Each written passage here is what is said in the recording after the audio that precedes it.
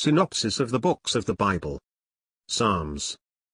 By JND Darby.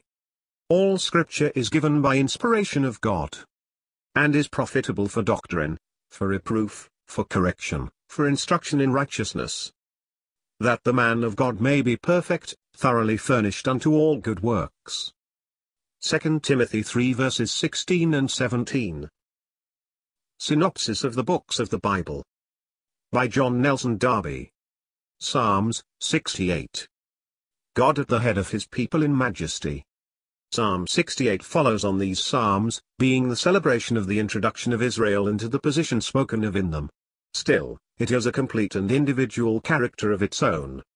It begins with the formula employed when the camp broke up in the wilderness under the guidance of God, the pillar rising up and going before them. So it is now. God takes this place at the head of his people. It is thus introduced suddenly with great majesty. Let God arise, so his enemies are scattered before him, as wax before the fire, the wicked perish at his presence. The righteous may be glad and rejoice before God, yea, exceedingly rejoice. He shall appear to the shame of the mighty wicked, and the righteous poor be glorified. Thus the purport of this psalm is most clear. But the character of him who thus interferes is further most beautifully unfolded. He is a father of the fatherless, a judge of widows. He makes the solitary to dwell in families, the rebellious in a dry land. Judgment is the true and gracious deliverance of the blessed God. And now his people can celebrate this goodness. History is then recapitulated, verse 7.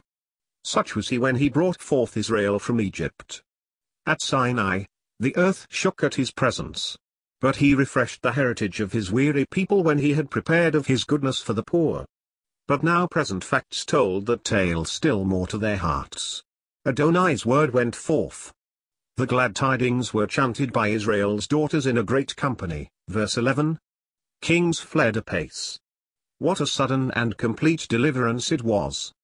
The quietest homestayer divided the spoil, for it was the Lord's doing. Then Israel came out in all her beauty, though they had been lying in poverty and wretchedness. See note. In all the pretensions and striving of the nations, this is God's will.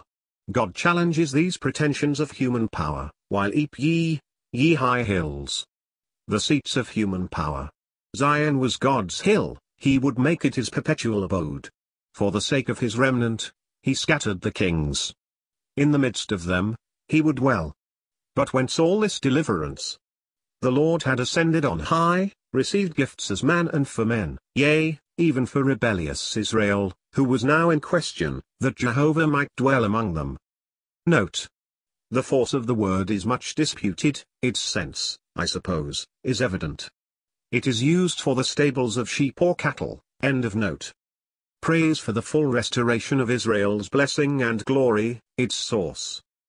This brings out praises to the God of their salvation, for their God was the God of salvation. Oh! How could Christ witness that? But they were still mortal men down here. The deliverance was earthly and temporal, though of saints. But he would be their guide always, even unto death. But he would destroy the wicked. What was really the occasion of all this burst of joy, of which the heart was too full to tell quietly? The occasion is now however drawn out. Yet the exaltation still casts its light and joy over it. Israel was set up again in power, her enemies destroyed, the beauty of her temple order restored. The tribes would come up, the kings bring presents. God had commanded strength, and they look to his strengthening what is wrought. The subjection of every enemy or mighty one follows. Princes would come out of Egypt, and Ethiopia stretches out her hands to God. The kingdoms of the earth are all called upon then to sing praises to Adonai. Strength is to be ascribed to God, but his excellency, that in which he is exalted, is over Israel, and, in the clouds of his dwelling place is power. His strength watches over his people. It is the full restoration of Israel's blessing and glory, and indeed much more than restoration, and this consequent upon the exaltation of the Lord to receive gifts as man. The Lordship of Christ. But, while it is the intervention of God in the power of judgment, for the blessing of the remnant and putting down human power and every haughtiness of man's will, God's arising before his earthly people and his enemies fleeing, There are some points in it, which are brought out by this, which it is well to notice. First, the use of Adonai. His name Jah is introduced, verses 4 and 18, but it is always Adonai as spoken of. It is not the covenant name of relationship, though Jah recalls it, but power in exercise, lordship, divine lordship, but still lordship. It is what Thomas owned when he saw the Lord, it would seem, not, "Tell my brethren I ascend unto my Father and your Father," etc. It is God, but as the Lord manifested here in power as Psalm 2 verse 4, only that he is not redescended. Hence here we have his ascension as a past fact.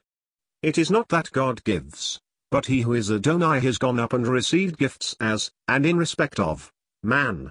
In his Adam, last Adam, character he has received them, having led the enemy captive, Acts 2 verses 33 to 36, here clearly the ascended man, though much more, and as head having received the gifts in man, the human head of glory, he shed forth the gifts, Acts 2, Ephesians 4. But though as, and for, and in, man, yet there was also a special object added, yea, even for the rebellious, that Jah Elohim might dwell among them. Here the remnant, the Israel of our psalm, comes in. Hence the apostle does not quote it but stops halfway at his receiving them for man. In the following psalms, we find the humiliation of this blessed one. What a contrast!